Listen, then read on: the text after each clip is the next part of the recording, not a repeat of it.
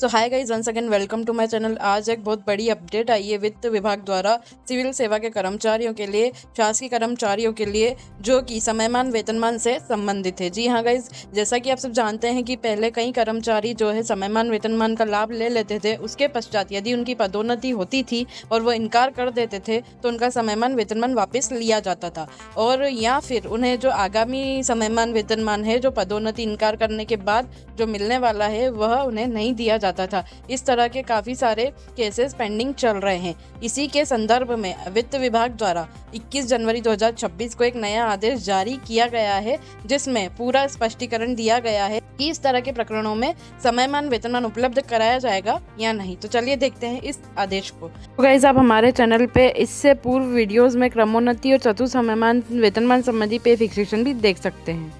अगर आप इस चैनल पर नए हैं तो प्लीज चैनल को सब्सक्राइब कर दीजिए। मध्य प्रदेश शासन वित्त विभाग वल्लभ भवन मंत्रालय भोपाल द्वारा दिनांक 21 जनवरी 2026 को यह आदेश जारी किया गया है, जो शासन के समस्त विभाग अध्यक्ष को दिया गया है। इसका विषय है मध्य प्रदेश राज्य की सिविल सेवा के सदस्यों को सेवा में आगे बढ़ने के निश्चित अवसर हेतु समयमान वेतनमान उपलब्ध कराने विषय। जी हाँ गाइस, अब हम इसे पढ़ लेते हैं एक्चुअली ये क्या है। मध्य प्रदेश शासन वित्त विभाग द्वारा जारी उपयुक्त विषयांकित एवं संदर्भिक दिशा निर्देश की कंडिका 13 के संबंध में विभिन्न माध्यमों द्वारा ध्यान आकर्षण कर स्पष्टता हेतु अनुरोध किया गया है। जी हाँ गाइस, काफी सारे विभागों द्वारा इस स्थिति में वित्त विभाग से क्लैरिफिकेशन मांगा जा रहा था, स्पष्टता मांगी जा रही थी। उसी के संदर्भ में वित्त विभाग द्वारा यह आदेश जारी किया गया है। उपरोक्त के अनुक्रम में निम्नानुसार स्पष्टीकरण जारी किया जाता है। कंडिका 13 की वर्तमान स्थिति।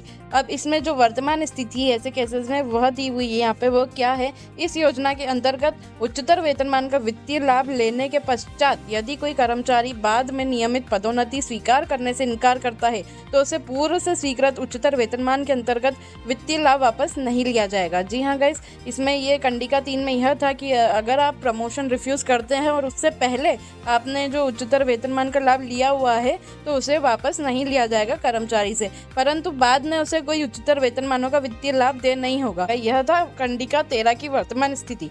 अब इसमें वित्त विभाग द्वारा जो स्पष्टीकरण दिया गया है उसे हम देख लेते हैं।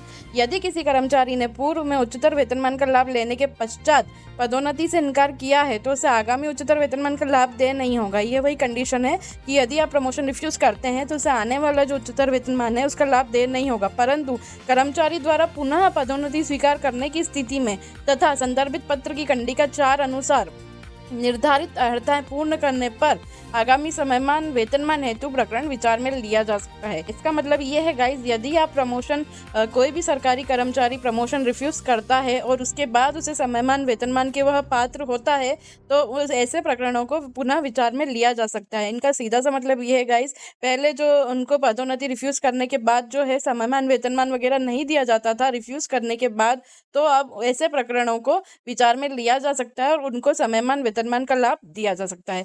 तो गाइस, ये काफी महत्वपूर्ण आदेश है। ऐसे कर्मचारियों के लिए बहुत लाभकारी आदेश है जिन्होंने प्रमोशन रिफ्यूज किया है और उनसे समयमान वेतनमान वापस ले लिया गया है, या फिर जिनको समयमान वेतनमान की पात्रता आगामी रूप से नहीं दी गई है। तो गाइज, ये था इंपॉर्टेंट आदेश। इसका मतलब ये है गाइज, यदि आप प्रमोशन कोई भी सरकारी कर्मचारी प्रमोशन रिफ्यूज करता है और उसके बाद उसे समयमान वेतनमान के वह पात्र होता है तो ऐसे प्रकरणों को पुनः विचार में लिया जा सकता है। इनका सीधा सा मतलब ये है गाइज, पहले जो उनको पदोन्नति रिफ्यूज करने के बाद जो है समयमान वेतनमान वगैरह नहीं दिया जाता था रिफ्यूज करने के बाद, तो अब ऐसे प्रकरणों को विचार में लिया जा सकता है और उनको समयमान वेतनमान का लाभ दिया जा सकता है। तो गाइज, ये काफी महत्वपूर्ण आदेश है। ऐसे कर्मचारियों के लिए बहुत लाभकारी आदेश है जिन्होंने प्रमोशन रिफ्यूज किया है और उनसे समयमान वेतनमान वापस ले लिया गया है, या फिर जिनको समयमान वेतनमान की पात्रता आगामी रूप से नहीं दी गई है। तो गाइज, ये था इंपॉर्टेंट आदेश। तो होप ये वीडियो आपको अच्छी लगी हो। ऐसे ही अपडेट्स के लिए हमारे चैनल को प्लीज लाइक कीजिए, शेयर कीजिए और सब्सक्राइब कीजिए। Thank you.